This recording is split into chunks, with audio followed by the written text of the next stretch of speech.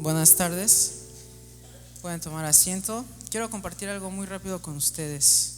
Escuchen, dice así: sangre derramada en una cruz, lágrimas corrieron por dolor, todo lo entregaste por amor, y aun cuando he olvidado, tú siempre me has amado.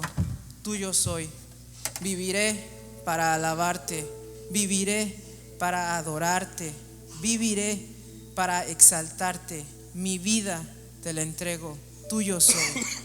Cueste lo que cueste, seguiré. Mi vida a ti yo la daré. Día a día yo te buscaré. Clamo y tú respondes. Tú siempre me has amado. Tuyo soy. Viviré para alabarte. Viviré para adorarte. Viviré para exaltarte. Mi vida te la entrego. Tuyo soy. Amén. Esto no lo escribió los hijos de Coré, no lo escribió Asaf o Esdras, esto no lo escribió Moisés, Salomón, no lo escribió David. Esto lo escribió un hombre que se llama Gustavo Sustaita. Esto no es un salmo, pero podría serlo. Si nosotros no sentimos estas palabras, esta adoración, este escrito como nosotras, nuestras mismas palabras, tenemos que comprometernos. Vamos a ir a la mesa del Señor en un instante. Esta mesa del Señor es el momento más alto para todos los creyentes y practicantes de las enseñanzas de nuestro Señor Jesucristo. Es el pentáculo, es la cima, es lo más extraordinario que podemos nosotros, como practicantes de la fe, seguidores de nuestro Señor Jesucristo, practicar. En la mesa del Señor, en este último momento en donde está sentado con los discípulos, los 12 escogidos, está ahí, la mesa está ahí dispuesta, igual que para nosotros, está instantáneamente ahora dispuesta para poder celebrarla. Los apóstoles, los 12 escogidos, tuvieron que esperar. Tuvieron un lugar en la mesa, sí, pero tuvieron que esperar alrededor de 3 años y 6 meses. No solamente tuvieron que esperar ese tiempo para poder estar sentados a la mesa del Señor, pero pasaron por muchas dificultades. Ciertamente pudieron haber tenido miedo, pasaron peligro, hambre, frío, pero sobre todas las cosas tuvieron que esperar. Siguieron al Señor Jesús. Nosotros a lo mucho tenemos que esperar 6 días para poder venir y celebrar la mesa del Señor. Bautizado, confesado, siéntase gozoso y dichoso, porque vamos a poder celebrar la mesa del Señor una vez más.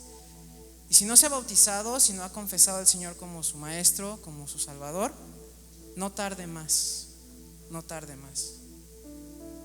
Porque más a todos los que le recibieron, a los que le creen en su nombre, les dio potestad, derecho de ser hijos de Dios. Esto es Juan 1:12. Entonces, meditemos.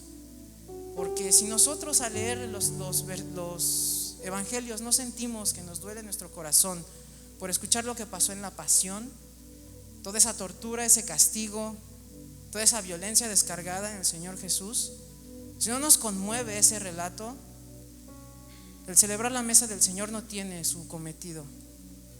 No hará la obra que tiene que hacer el venir y participar por la mesa del Señor. Y si no nos conmueve toda esa tortura y todo lo que pasó con el Señor Jesucristo, necesitamos comprometernos.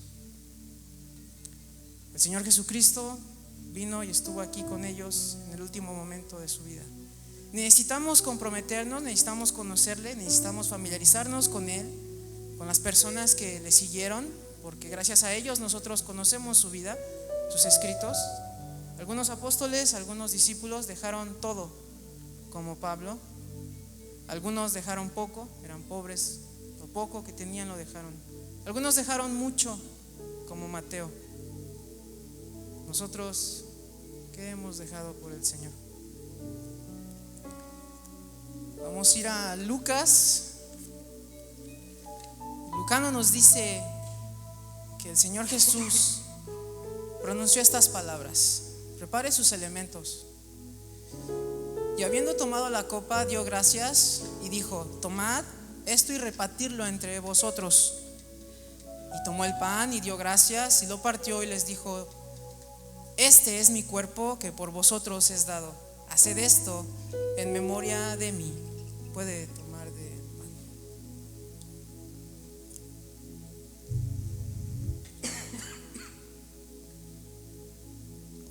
De igual manera, después que hubo cenado, tomó la copa diciendo: esta copa es el nuevo pacto en mi sangre, que por vosotros es derramada.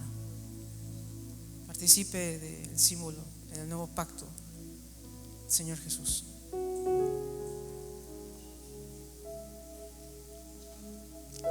Porque os digo que no beberé más del fruto de la vid hasta que el reino de Dios venga. Porque todo aquel que come y bebe en la mesa del Señor, su muerte anuncia. Amén.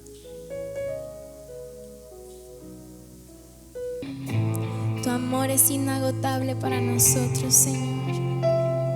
No hay mayor amor que el de tu Hijo Jesús en la cruz por vidas pecadoras, por vidas que no merecían ser salvadas, Señor, por vidas que debían cargar esa cruz tan pesada, que debían derramar su sangre por nuestras transgresiones, Señor. Pero ahí estabas tú, con tu amor inagotable.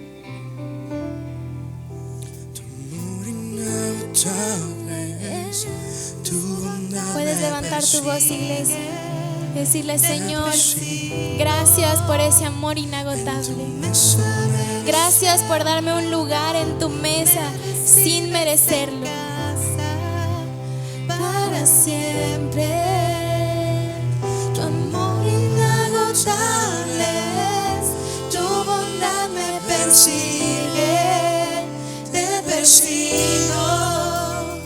En tu mesa me diste un lugar, me recibes en casa para siempre. Oh Señor, tu amor es inagotable, Señor. Señor, con amor eterno nos has amado, Señor, con amor eterno nos has atraído hacia ti. Señor, si solo entendiéramos, Señor, el costo, Señor, si llegáramos a una comprensión plena de que esta salvación que podemos disfrutar el día de hoy tuvo un costo tan alto, Señor, caeríamos rendidos. Caeríamos rendidos a tus pies, Señor. Señor, ayúdanos a comprenderlo. Abre nuestro entendimiento, que tu palabra, Señor, llegue hasta lo más profundo de nuestro ser, Señor, que parta nuestra alma, Señor, que la divida, para que podamos discernir esta verdad oculta, Señor, para algunos, Señor, pero revelada a los tuyos en tu palabra. Oh, amor inagotable para los tuyos. Señor, ayúdanos a vivir de tal manera, ayúdanos a impactar de tal manera, Señor, a nuestra familia, Señor, a nuestro entorno, a nuestra comunidad, Señor, que tu nombre sea exaltado con la forma en que tenemos de vivir la vida. Señor, sigue atrayéndonos hacia ti. Sigue atrayéndonos hacia ti, Señor. Señor, necesitamos, Señor, que tus fuerzas nos atraigan hacia ti, Señor, que tu gracia soberana, maravillosa, esa gracia hermosa, Señor, que nos alcanzó, Señor, nos atraiga cada día a ti. Señor, inagotable es tu amor para los tuyos. Inagotable es tu amor. Señor, ayúdanos a no desaprovechar la oportunidad. Ayúdanos a no perdernos, Señor, entre tanto ajetreo, Señor, entre tanta velocidad que tiene este mundo, Señor. Y que pongamos siempre solo nuestra mirada en ti, el autor y consumador de nuestra fe. Te honramos, Señor. Te honramos en esta hora. A través de Cristo Jesús te honramos. Amén. Dios les bendiga, hermano. Tome asiento, por favor. Me da mucho gusto poder estar una semana más compartiendo la palabra del Señor. Los niños de 4 años a 5º grado pueden salir. Niños de 4 años a 5º grado pueden, por favor, salir. Gracias. El día de hoy continuaremos con nuestra serie llamada Reglas para la Vida Cristiana. Y recuerden cuando empezamos esta serie hace 6 semanas atrás, teníamos un enrejado que estaba pelado, no tenía nada de esto, pero a través de las enseñanzas que hemos estado recibiendo, la idea es que usted y yo podamos florecer. La idea es que usted y yo podamos ir creciendo y podamos ir mostrando las virtudes que el Señor manifiesta a través de su iglesia, a través de los suyos, por ese amor inagotable que Él tiene por nosotros. Y hemos estado estudiando acerca de cómo implementar este enrejado para que nuestras vidas puedan específicamente, considerando que estamos en primavera, ¿no?, poder florecer, que podamos dar fruto, porque de eso se trata la vida cristiana, de dar fruto. La semana pasada hablamos acerca de la cena del Señor y hoy vamos a ver la disciplina espiritual llamada el ayuno. Abra su Biblia, por favor, en Mateo capítulo 6 y luego, si tiene tiempo entre medio, váyase a Daniel capítulo 9. Mateo 6, que es de donde comenzaremos, pero vamos a desarrollar básicamente lo que nos cuenta Daniel en el capítulo 9. Mateo 6 dice así: cuando ayunen, no pongan cara triste como hacen los hipócritas, que demudan sus rostros para mostrar que están ayunando. Les aseguro que estos ya han obtenido toda su recompensa. Pero tú, cuando ayunes, perfúmate la cabeza y lávate la cara, para que no sea evidente ante los demás que estás ayunando, sino solo ante tu Padre que está en lo secreto. Y tu Padre que ve lo que haces en secreto, te recompensará. Oremos. Padre, gracias por esta tu palabra. Queremos pedirte, amado, que tú nos hables. Señor, necesitamos ir floreciendo en nuestra vida como creyente. Necesitamos ir manifestando tu presencia, Señor, con nuestra forma de vivir. Señor, y queremos ir aprendiendo estas disciplinas que son importantes dentro de nuestra vida como creyentes para que el mundo pueda ver nuestras obras, Señor, como dice tu palabra, y glorifiquen tu nombre. Te damos gracias. En el nombre de Cristo Jesús, nuestro amado Señor y Salvador. Amén. Dios le bendiga. Mire, antes de que podamos entender cuál es esta reprimenda que el Señor Jesucristo está haciendo, debemos entender de qué se trata el ayuno. Y digo esto porque cuando el Señor dice cuando ayunen, obviamente Él asume que usted y yo tenemos conocimiento de qué se trata esta palabra llamada ayuno. Entonces, el Señor Jesucristo comienza corrigiendo una actividad que era muy común en su época. Sabemos por la palabra de Dios, por la Biblia y también por muchos otros libros que en general los fariseos, los saduceos y como pueblo en general Israel ayunaba. Ellos practicaban esta actividad como parte de su sistema religioso. Sin embargo, en la iglesia de hoy en día, en la iglesia moderna, esta es una actividad que no siempre el pueblo entiende.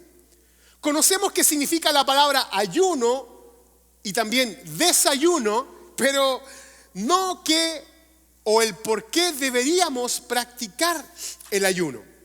Y si bien es cierto que para nuestra sociedad comúnmente ellos entienden y practican de forma muy constante el ayuno, su enfoque, el enfoque que hace la sociedad con respecto al ayuno no tiene absolutamente nada que ver con lo que enseña la palabra de Dios. Entonces, lo primero que quisiera hacer para que podamos entender qué es el ayuno es obligarnos, cada uno de nosotros, a reconocer que nos gusta la comida. ¿Amén, David? Amén. Hermano René. Santiago, ¿te gusta la comida? Más o menos. No se nota. Nos gusta mucho la comida, ¿sí o no? Y escúcheme bien, porque esto es así, porque Dios lo hizo así.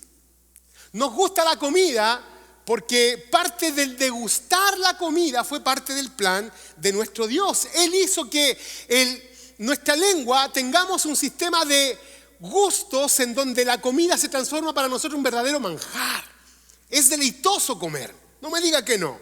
Entonces nuestra lengua tiene la capacidad de disfrutar una variedad diferente de gustos y sabores. Entonces el que nos guste la comida es parte del plan de Dios.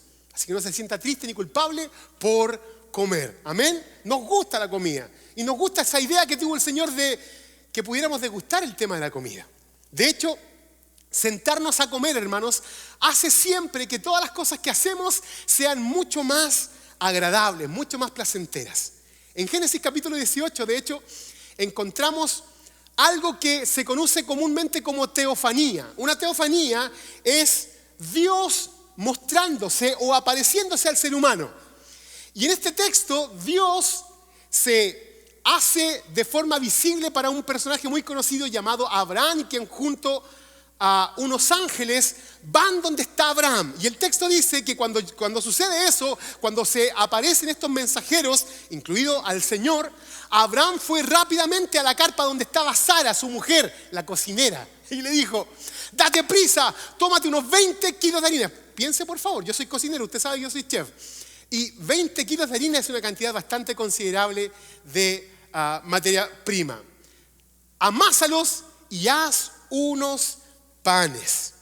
Después Abraham va corriendo, después de darle la instrucción a su esposa, va donde está el criado que está encargado del ganado y eligió un ternero bueno y tierno y se lo dio a su sirviente, quien a toda prisa se puso a prepararlo. Luego al Señor y a estos ángeles les sirvió requesón y leche con el ternero que estaba preparando. Así que imagínense esta maravillosa oportunidad de cocinarle a Dios, al que creó todas las cosas, prepararle un platillo.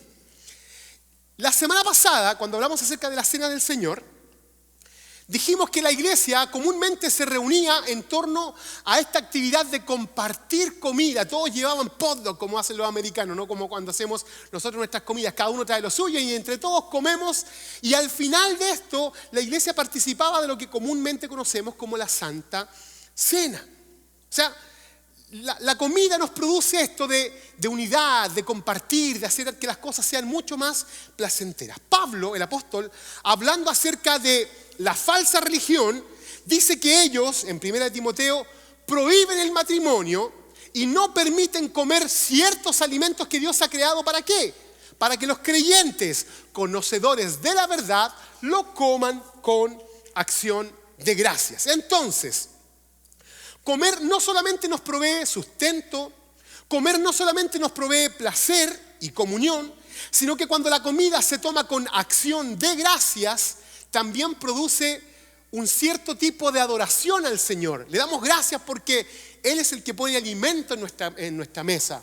Él es el que nos da el trabajo para que nosotros podamos disfrutar la comida que tenemos o el dinero para que podamos ir y comprar nuestros alimentos. Pero contrario a la acción de comer, tenemos este término que le decía al principio que se llama ayuno, que en la Biblia es usado comúnmente como una forma de buscar a Dios. El ayuno tiene como fin afligir nuestro cuerpo mediante la abstención de los alimentos. Ayuno en griego es la palabra nesteia, que significa no comer. Y en hebreo, tzom, que significa lo que algunos necesitamos hacer, tapar la boca. Y nuestro primer punto, tome lápiz y papel y anótelo por favor, es que se espera el ayuno de los cristianos.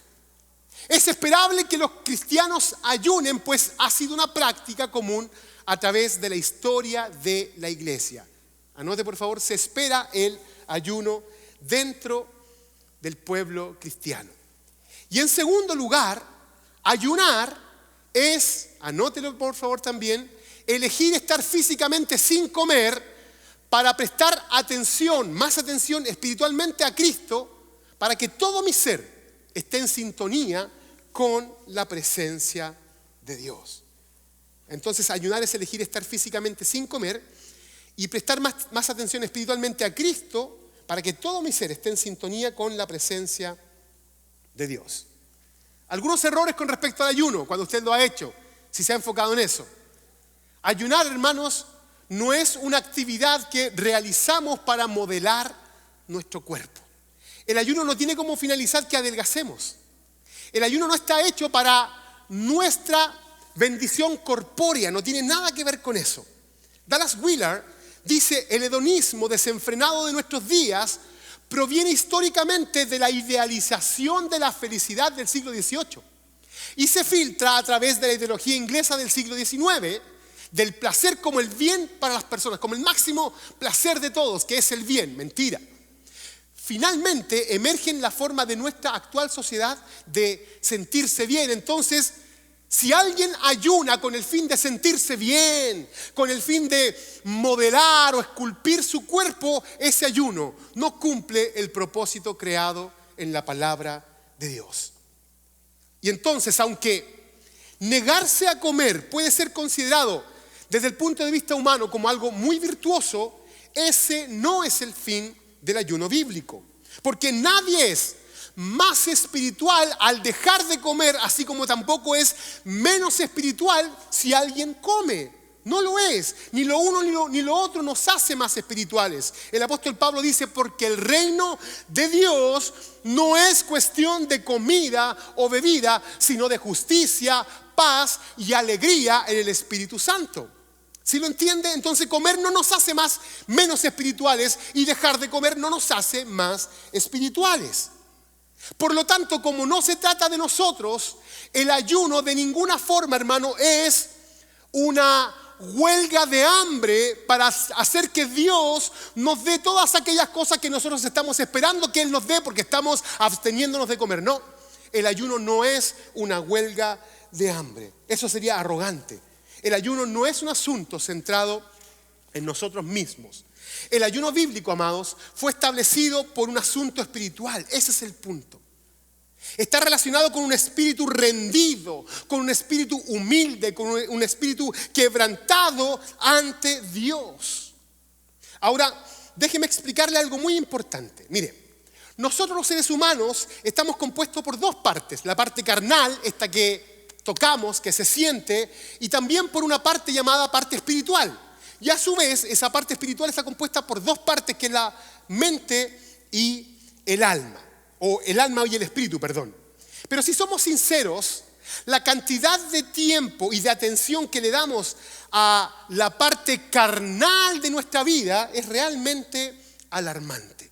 Y ese es el problema, porque si nos enfocamos en gratificar solamente aquello que satisface nuestro cuerpo y muy poco de la parte espiritual, vamos a vivir una vida absolutamente desequilibrada y no enfocada en aquello que realmente es lo importante. Porque este cuerpo va a desaparecer.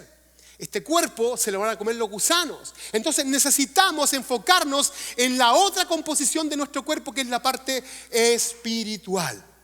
Por eso es que el día de hoy vamos a aprender acerca del ayuno y lo haremos con el ejemplo del personaje principal de nuestra historia, que es un hombre llamado Daniel. Le dije al principio, vaya por favor a Daniel capítulo 9. Daniel 9, ahora vamos a leer del 1 al 2, pero vamos a leer casi todo el capítulo 9. Y el texto dice así: corría el primer año del reinado de Darío, hijo de Asuero, cuando yo, Daniel, logré entender ese pasaje de las Escrituras donde el Señor le comunicó al profeta Jeremías que la desolación de Jerusalén duraría 70 años. Y el contexto de este pasaje necesito explicárselo para que usted, que no conoce mucho, pueda comprenderlo. Mire, Israel, como en muchas de las ocasiones, una vez más había hecho lo que desagrada al Señor. Israel una vez más había hecho lo malo ante los ojos de Dios, viviendo un estilo de vida absolutamente pagano, volcado hacia la idolatría y el paganismo. Ellos adoraban como los paganos y vivían como ellos viven. Así que Dios, como siempre lo hace, Dios se cansó de la rebelión del pueblo de Israel. Pero antes de que Él pudiese enviarle este castigo, como Dios también siempre lo hace, envió a su mensajero con un aviso de advertencia para Israel. Él les dijo ahí en el libro de Jeremías, capítulo 25, por cuanto no han obedecido mis palabras, yo haré que vengan todos los pueblos del norte y también mi siervo Nabucodonosor, rey de Babilonia. Los traeré contra este país, contra ustedes israelitas, contra sus habitantes y contra todas las naciones vecinas, y los destruiré por completo. Los convertiré en objetos de horror, de burla y de eterna desolación, afirma el Señor. Haré que desaparezcan de entre ellos los gritos de gozo y de alegría, los cantos de bodas, los ruidos del molino y la luz de la lámpara. Todo este país quedará reducido a horror y desolación, y estas naciones servirán al rey de Babilonia durante 70 años. Ese es el contexto. Israel se porta mal, Dios envía una advertencia de modo que ellos puedan volverse, y ellos simplemente no lo hacen. Y adivine qué pasó. Bueno, pues en el año 587 antes del Señor Jesucristo, esa profecía se cumple. Babilonia, o Nabucodonosor con su reinado, rodea Jerusalén, saquea y destruye el templo y luego quema toda la ciudad de Jerusalén. El rey de Jerusalén es capturado, el rey de Judá es capturado y obligado a ver delante de sus ojos cómo estos hombres matan a su hijo. Y luego de que él ve con sus ojos que matan a su hijo, ellos proceden a quitarle los ojos al rey. Eso es lo que ellos experimentaron, eso es lo que el rey no arrepentido vivió. Ahora, esta tragedia del cautiverio babilónico sobre Israel no solo fue un asunto político, no solamente fue un asunto nacional, sino que fue un problema profundamente espiritual para toda la nación. Y ese es el punto al que queremos llegar el día de hoy a través de esta enseñanza. Preste por favor mucha atención, porque la desolación espiritual viene en primer lugar cuando no hay lugar para Dios. Anótelo por favor. La desolación espiritual viene cuando no hay lugar para Dios. Pensemos. Dios había advertido al pueblo de Israel esperando que ellos cambiaran, que ellos consideraran su caminar y se volvieran al Señor. Pero ellos decidieron simplemente rechazar al Dios del cielo. Ellos simplemente ignoraron su llamado al arrepentimiento. Así que Dios decide sin compasión derramar su ira sobre toda la nación. Él decide simplemente castigarlos. En Jeremías capítulo 5 leemos la tremenda advertencia que Dios le hace a la nación. Él dice lo siguiente, preste por favor mucha atención, no se distraiga. Pero este pueblo tiene un corazón terco y rebelde. Se han descarriado. Ha sido infiel. No reflexionan ni dicen, temamos al Señor nuestro Dios. Y fíjense muy bien la forma que usan ellos o la profecía para que ellos puedan volverse al Señor. Él dice, temamos al Señor nuestro Dios, quien a su debido tiempo nos da la lluvia. Las lluvias de otoño y de primavera, y nos asegura las señales para la cosecha en otoño. Lo que el profeta está diciendo es, echen a andar su memoria. Recuerden la fidelidad que Dios ha tenido, cómo Dios ha sido fiel. Solamente enfóquense en recordar la fidelidad que Dios ha mostrado para con nosotros, de modo que ustedes y yo podamos volvernos a Él. Sin embargo, a pesar de que el profeta les dice, recuerden cuán fiel ha sido Dios, nada sucede en la nación.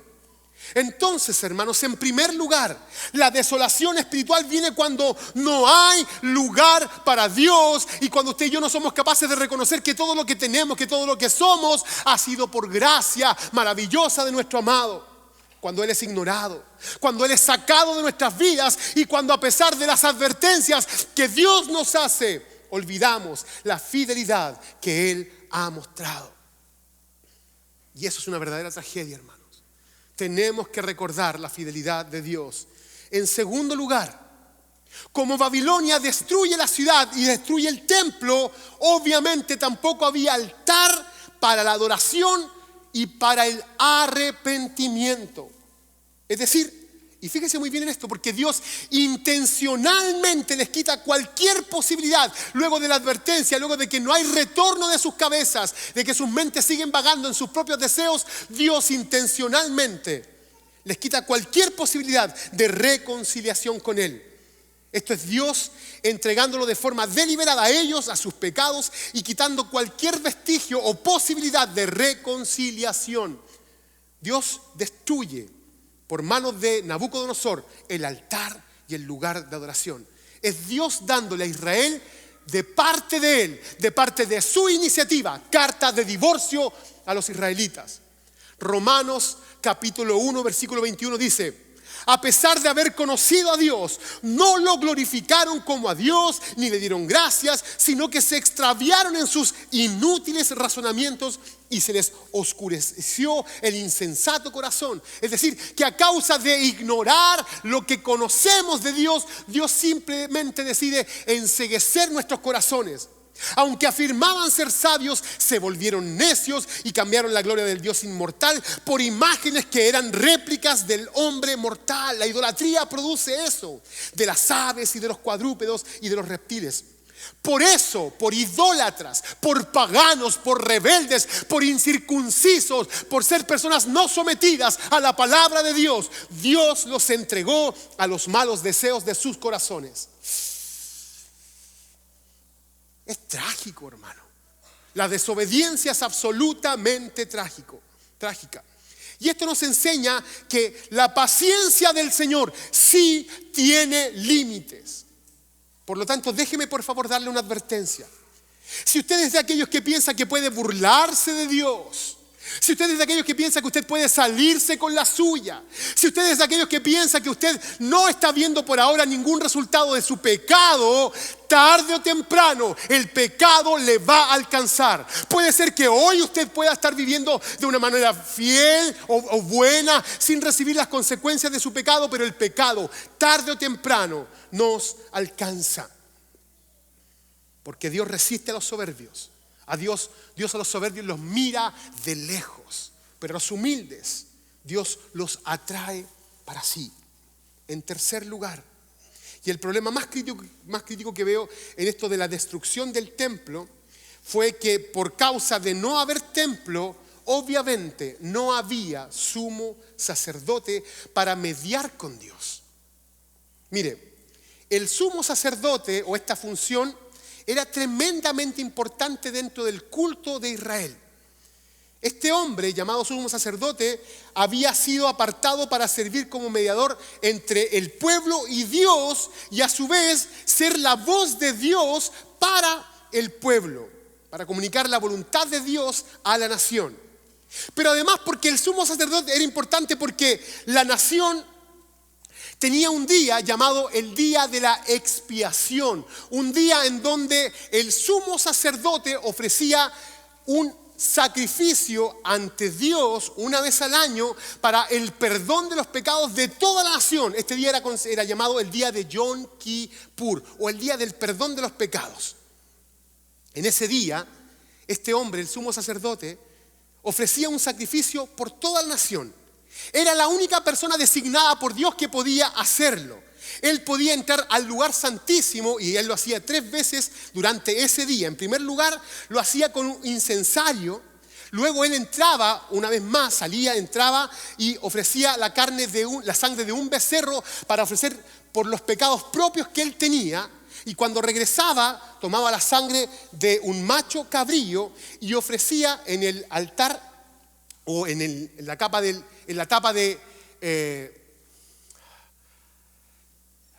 el arca de la alianza, la sangre para el perdón de los pecados de toda la nación. Y así el pueblo de Israel tenía perdón o favor de parte de Dios durante un año más. Pero sin templo no había sacrificio. Sin templo no había sumo sacerdote, ni altar, ni sacrificio, ni nada. Por lo tanto, esto era una verdadera devastación desde el punto de vista espiritual para la nación. Pero más adelante vemos que lo terrible de todo esto es que el nombre de Jehová también era humillado. El nombre de Jehová había sido literalmente, desde el punto de vista de las otras naciones, aplastado por los dioses que eran paganos. El autor Gleason Archer dice lo siguiente. Él dice: desde el observador humano parecía que la religión de los hebreos había sido completamente desacreditada. Su Dios, Yahweh, aparentemente se había mostrado inferior en poder a los poderosos dioses de los babilonios, a los de Asiria y Babilonia.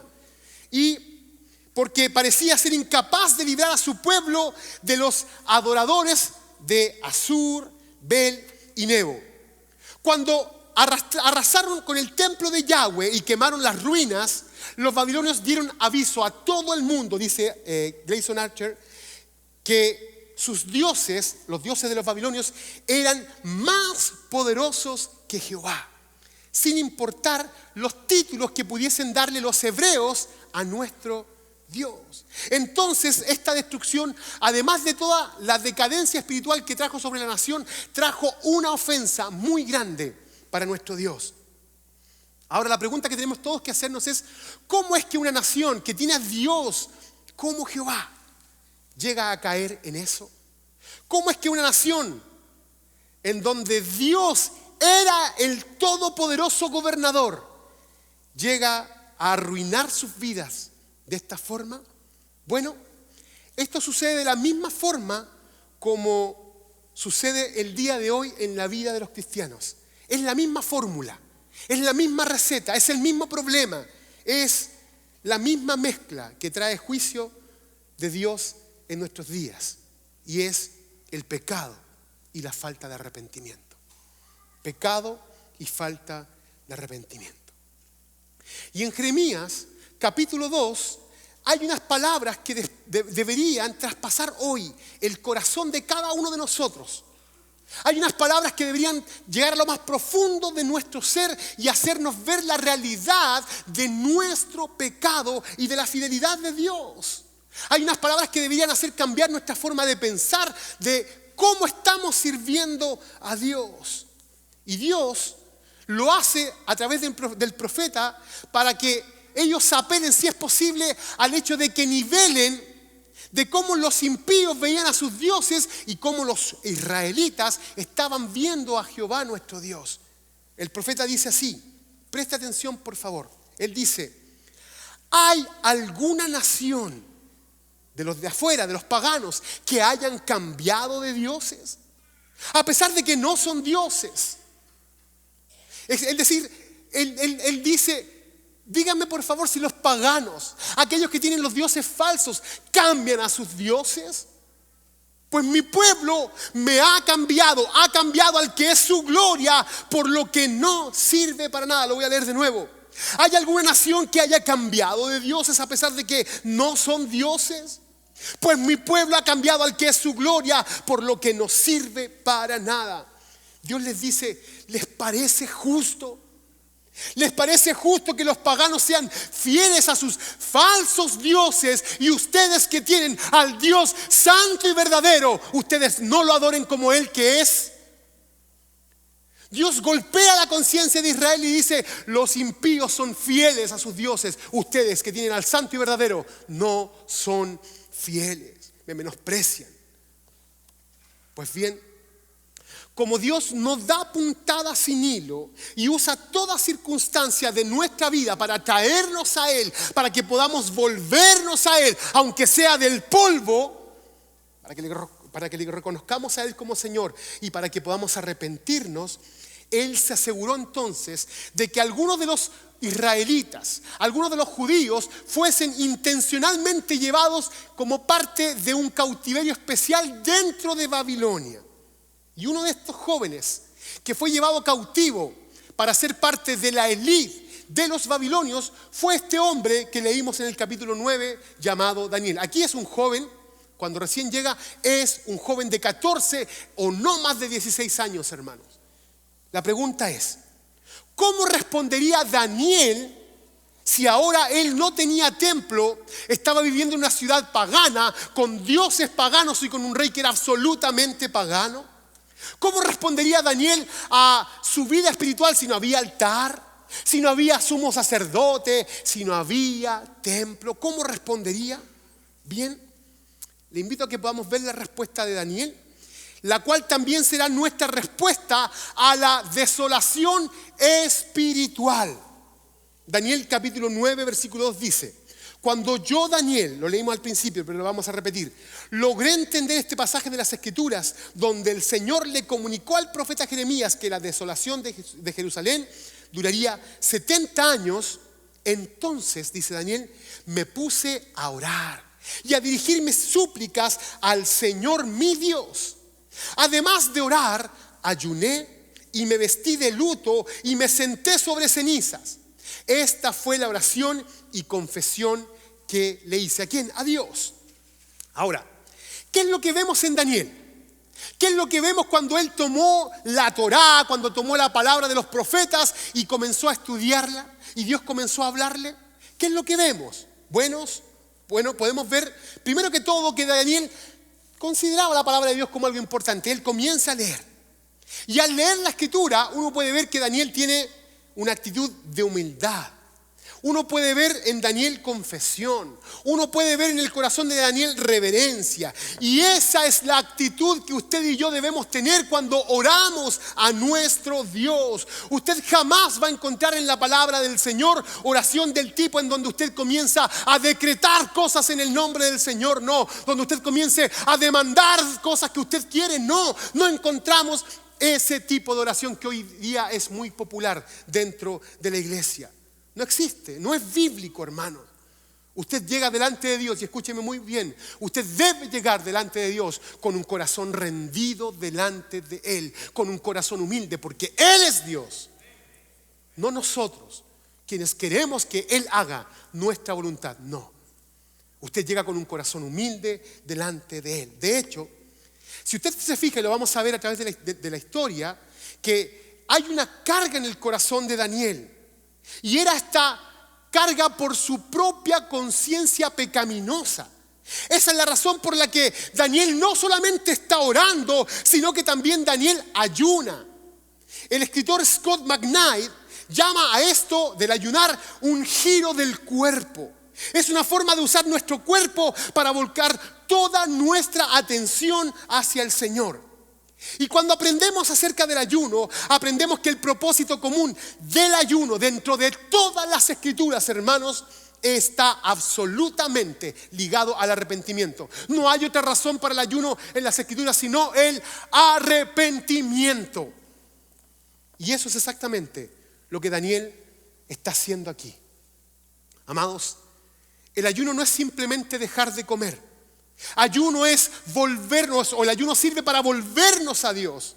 El ayuno es una de esas disciplinas espirituales que se entrelazan en nuestra vida con otras disciplinas espirituales. Entonces, Daniel no solamente deja de comer, Daniel ora, Daniel se humilla, Daniel busca la presencia de Dios porque él sabía que Israel había sido rebelde delante de Dios y que él también lo había sido junto a toda su familia. Daniel se estaba incluyendo, hermanos. Y sabemos por el capítulo 6 del libro de Daniel que la oración era parte de la vida, del estándar de vida de este joven llamado Daniel. Y tan parte de él era que en el capítulo 6 usted puede ver que a Daniel casi lo matan por no dejarse obligar a que lo dejara de orar. Daniel es obligado a dejar de orar y él dice no, y está dispuesto a morir por esta causa, por esta relación que él tenía con Dios. Entonces, la oración que hace Daniel, hermanos, no es una oración cualquiera. Esta fue una oración de verdadera confesión. Daniel ayuna, él elige estar en abstención de comida o se tapa la boca porque él anhelaba algo mucho más para él mismo y para la nación de Israel, para la vida espiritual de su pueblo, aunque ya literalmente casi no existía. Él se está arrepintiendo. Él está reconociendo que necesita tomar acciones sobre su pecado y necesita tomarse en serio esto de volverse al Señor. Entonces, cuando el texto dice que Daniel se viste de luto, este símbolo de luto era una señal externa de que él realmente dentro de su corazón tenía dolor por lo que estaba viviendo como nación. Porque lo que estaban viviendo era simplemente el resultado del pecado por no arrepentirse ante la advertencia de nuestro Dios. Es decir, Daniel quería expresar dolor por el pecado que había cometido él y el pecado que habían cometido como nación, como familia. Daniel está afligido por el pecado. Él dice: me alejo del pecado de rebelión que he tenido y me regreso a ti, oh Dios. Me regreso a ti, oh Dios. Entonces, ¿cómo responde Daniel en medio del pecado y de la desolación espiritual? ¿Cómo respondió? Su respuesta fue, anótelo por favor, volverse al Señor con lectura de la palabra, con arrepentimiento y con ayuno. Escuche, en la vida, en nuestra vida como creyentes, como personas que están en búsqueda de Dios, todos debemos optar por una de las dos opciones que en el texto encontramos. Usted y yo podemos ser como Israel y sentarnos en medio de la desolación y llorar y angustiarnos por las consecuencias de nuestro pecado, o simplemente podemos optar por el camino que tomó Daniel, que es reconocer nuestro pecado y volvernos al Señor en verdadero arrepentimiento. Yo le sugiero eso. Vuélvase al Señor. Y vamos a leer la oración de Daniel. Vamos a leerla completita. Y quiero pedirle que preste atención, por favor, a 3 cosas que son muy importantes que él hace. Vamos a leer la oración. En primer lugar, fíjese por favor en la forma en cómo Daniel se dirige a nuestro Dios. Presta atención cuando leamos el texto, cómo él se dirige. En segundo lugar, fíjese en el vocabulario que él elige para reconocer su vida y la vida de su pueblo. Cómo se refiere a sí mismo. Y en tercer lugar, por favor, escuche el tono que él usa en esta oración. Leamos por favor. Señor, Dios grande y terrible, que cumples tu pacto de fidelidad con los que te aman y obedecen tus mandamientos. Hemos pecado y hecho lo malo. Hemos sido malvados y rebeldes. Nos hemos apartado de tus mandamientos y de tus leyes. No hemos prestado atención a tus siervos los profetas, que en tu nombre hablaron a nuestros reyes y príncipes, a nuestros antepasados y a todos los habitantes de la tierra. Tú, Señor, eres justo. Nosotros, en cambio, somos motivos de vergüenza en este día. Nosotros, pueblo de Judá, habitantes de Jerusalén y de todo Israel, tanto los que vivimos cerca como los que se hallan lejos, en todos los países por los que nos has dispersado por haberte sido infieles. Señor, tanto nosotros como nuestros reyes y príncipes y nuestros antepasados somos motivo de vergüenza por haber pecado contra ti. Pero aun cuando nos hemos rebelado contra ti, tú, Señor nuestro, eres un Dios compasivo y perdonador. Señor y Dios nuestro, no hemos obedecido ni seguido tus leyes, las cuales nos diste por medio de tus siervos los profetas. Todo Israel se ha apartado de tu ley y se ha negado a obedecerte. Por eso, porque pecamos contra ti, nos ha sobrevenido las maldiciones que nos anunciaste, las cuales están escritas en la ley de tu siervo Moisés. Tú has cumplido las advertencias que nos hiciste a nosotros y a nuestros gobernantes y has traído sobre nosotros esta gran calamidad. Jamás ha ocurrido bajo el cielo nada semejante a lo que os sucedió con Jerusalén. Señor Dios, Señor y Dios, todo este desastre ha venido sobre nosotros, tal y como está escrito en la ley de Moisés, y ni aún así hemos buscado tu favor. No nos hemos apartado de nuestros pecados, ni hemos procurado entender tu verdad. Tú, Señor y Dios nuestro, pusiste esta calamidad y la has dejado caer sobre nosotros porque eres justo en todos tus actos. A pesar de todo esto, no te hemos obedecido. Señor y Dios nuestro, que con mano poderosa sacaste de Egipto a tu pueblo y te has hecho famoso, como hoy podemos ver, hemos pecado, hemos hecho lo malo. Aparta tu ira y tu furor de Jerusalén, como corresponde a tus actos de justicia. Ella es tu ciudad y tu monte santo. Por nuestros pecados y por la iniquidad de nuestros antepasados, Jerusalén y tu pueblo son objeto de burla de cuantos nos rodean. Y ahora, Dios y Señor nuestro, escucha las oraciones y súplicas de este tu siervo tuyo. Haz honor a tu nombre y mira con amor a tu santuario que ha quedado desolado. Préstanos oído, Dios nuestro. Abre los ojos y mira nuestra desolación y la ciudad sobre la cual se invoca tu nombre. Al hacerte estas peticiones, no apelamos a nuestra rectitud, sino a tu gran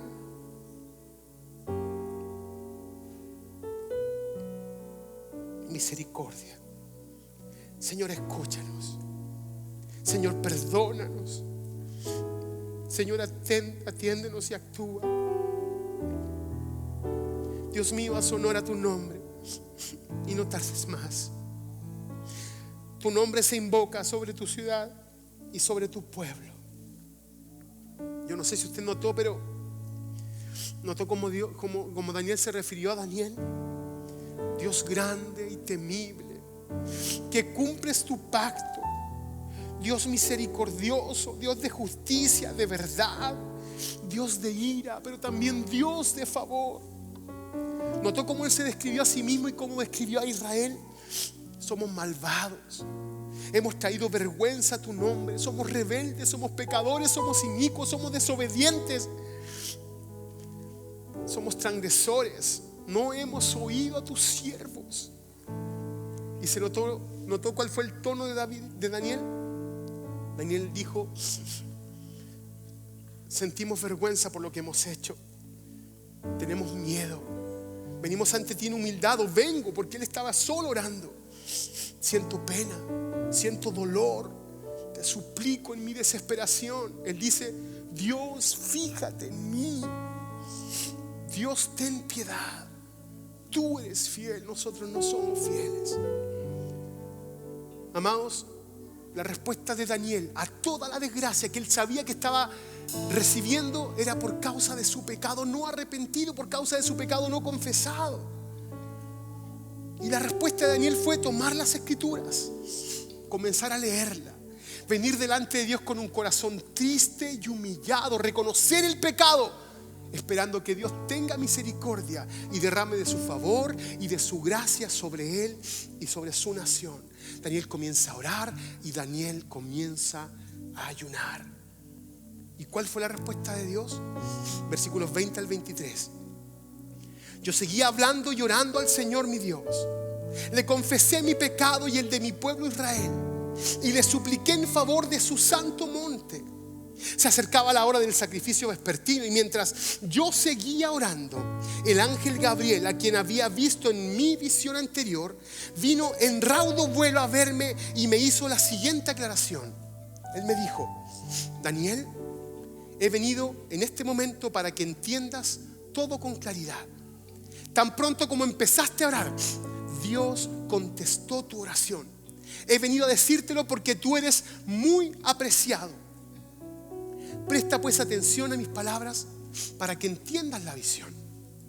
Y mientras Daniel ora, Dios le muestra que vendrán reyes y que vendrán reinos peores que el que tenían ahora sobre ellos, los babilonios.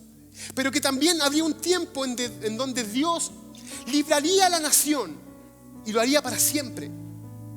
Y el punto cúlmine de esto es que las circunstancias, hermanos, a pesar de la humillación que tuvo Daniel, a pesar del corazón que él tuvo, las circunstancias, para al menos en la vida de Daniel, nunca cambiaron.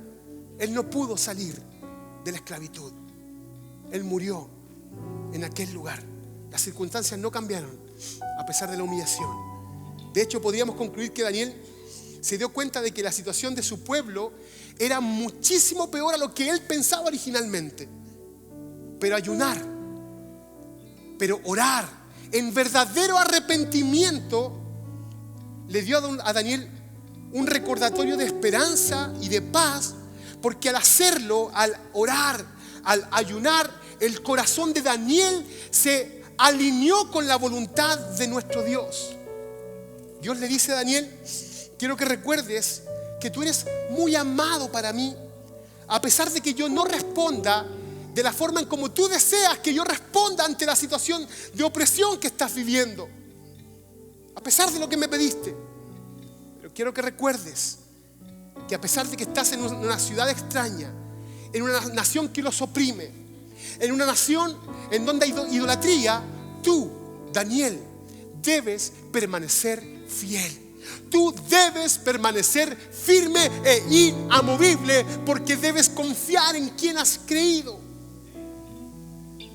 El templo por el cual sufres, le dice Dios, no es nada. Tengo mejores planes, hijo. Y es cierto, porque todo el modelo del Antiguo Testamento, hermanos, era simplemente una sombra de lo que habría de venir para nosotros, para su pueblo, para la nación, para los suyos, para sus hijos. Y muchos años antes, incluso de la destrucción del templo de Jerusalén y todo eso, Dios le habló a la nación por el profeta Isaías. Dios hizo una promesa que es parte de lo que usted y yo estamos viviendo como hijos de Dios. El profeta alzó su voz, inspirado por Dios, y dijo: el cielo es mi trono y la tierra es el estrado de mis pies. ¿Qué casa me pueden construir ustedes con sus manos? ¿Qué morada ustedes humanos me pueden ofrecer? Y Dios autorresponde y dice: fue mi mano la que hizo todas estas cosas. Fue así como llegaron a existir, afirma el Señor. Y luego dice: yo estimo a los pobres y contritos de espíritus, a los que tiemblan ante mi palabra. Y es así como Dios había previsto que antes de la destrucción del templo, que Él iba a morar en un nuevo templo, pero que además proveería el más excelente y perfecto sacrificio para los pecados, y quien además sería el más excelente de todos los sumos sacerdotes para interceder por su pueblo. El apóstol Pablo, hablando inspirado por el Espíritu Santo, dice en 1 Corintios capítulo 3 versículo 16: ¿no saben, iglesia Legacy, que ustedes son el templo de Dios y que el Espíritu de Dios mora o habita en ustedes? ¿No saben que ustedes son el templo de Dios? Sí, hermanos, Él decidió habitar entre nosotros, sus hijos, pero también nos hace una advertencia. Él también nos dice lo siguiente, el texto continúa: si alguno destruye el templo de Dios, él mismo será destruido por Dios, porque el templo de Dios es sagrado y ustedes son ese templo. Ustedes son ese templo. Dios dice: aprendan de Israel. Ustedes son mi posesión, son míos de forma exclusiva, así que no usen esa garantía que tienen para vivir esa libertad y transformarla en un libertinaje. Hagan las cosas de forma correcta, hagan las cosas de tal forma que mi nombre sea honrado entre los que los conocen. Él dice: por lo tanto, hermanos, tomando en cuenta la misericordia de Dios, les ruego que cada uno de ustedes en adoración espiritual ofrezca su cuerpo como sacrificio vivo, santo y agradable a Dios. No se amolden al mundo actual. No se amolden. Por lo tanto, en esta tarde, si alguno ha estado viviendo alejado de Dios o simplemente pensando que pecar no va a traer consecuencias, una vez más, no se equivoque. Arrepiéntase, arrepiéntase, arrepiéntase, hermano. Dios dice: estén seguros de que su pecado los va a alcanzar. De Dios nadie se burla, hermanos. Nadie se burla, porque todo lo que el hombre sembrare, eso también va a cosechar. Si sembramos para la carne, vamos a recibir y cosechar corrupción. Entonces no espere y vuélvase al Señor, quien nos da un recordatorio de esperanza. Escuche, ya termino con esto. Mire, aunque la fe cristiana tiene muchos valores, aunque la fe cristiana tiene muchas virtudes y muchas aplicaciones, el mensaje esencial que encontramos en la palabra del Señor es que el ser humano, nosotros los pecadores, usted y yo, los rebeldes, los que nos gusta vivir bajo nuestras propias leyes, los que nos rebelamos en contra de Dios, aquellos que hacemos lo malo, el mensaje central de la Biblia es que podemos encontrar perdón.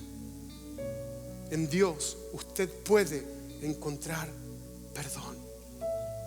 Por lo tanto, ya que en Jesús, el Hijo de Dios, tenemos un gran sumo sacerdote que ha atravesado los cielos, aferrémonos a la fe que profesamos, porque no tenemos un sumo sacerdote incapaz de compadecerse de nuestras debilidades, sino uno que ha sido tentado en todo de la misma manera que nosotros, aunque sin pecado.